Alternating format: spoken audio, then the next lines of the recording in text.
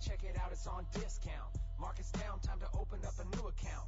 Buy low, then hold, that's what I'm about. Crypto, baby, I'm talking about that. You know, if you look at the reasons, I think, behind the current downturn, I actually think it's really healthy for the long term. And so, you know, if you look, there were early adopters for years, and then it got some traction. There were some financial institutions coming in, and then, you know, you get to the end of 2019 into 2020, and you start to see some of the big boys come in. Right. And then, boom, you know, you have COVID lockdowns, you have the economic crisis, you have a president who prints 40% of the dollars ever printed in history in 2020 alone. Inflation shoots off. Suddenly these bigger banks, these hedge funds, these pension funds, these retirement funds and other investment groups say, well, maybe we accelerate this a little faster. Maybe 3, 5, 10% of our portfolio goes into it. And there's a lot of vehicles to do that, whether it's something like MicroStrategy or Grayscale.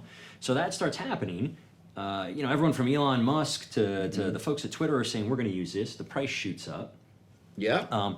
Well, guess what happens? There might have been economic turmoil on the horizon before COVID. You know, there were some numbers that weren't looking good. There were some valuations that were crazy. People were talking bubble. And, you know, in the real estate industry, you could say, wow, these prices are shooting up way faster than it probably seems. You're right. Right? When we say, it's a bubble, you know it's going to pop. There's a supply and demand issue. The demand is real. The supply is short, but still, you know, 10, 15% increases a year is sort of nuts in that asset class.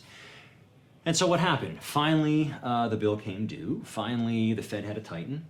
And all these big boys that came in, all these pension funds, hedge funds, investment groups that gave legitimacy to this space, that made it exciting, that made it shoot up to 69,000, they said, we got to go risk off. And we got to, you know, that 5%, it's now 3% or 1%.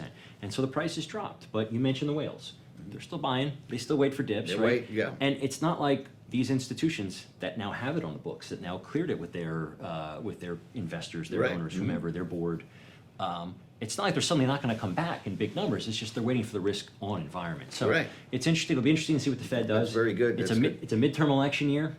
You know, by November, this stuff's got to get cleaned up or it's going to be So I sort of predict, just random, my guess, you know, akin to astrology here, but my guess is that, you know, by the end of the summer, you start to see the Fed having to pull September. back. Yeah, their actions a little bit, and then I think towards the end of the year, you see the number, you know, that money start to come back in, and that number goes. I agree with up. you 100% on that. Bitcoin, brother, check it out, it's on discount. Market's down, time to open up a new account.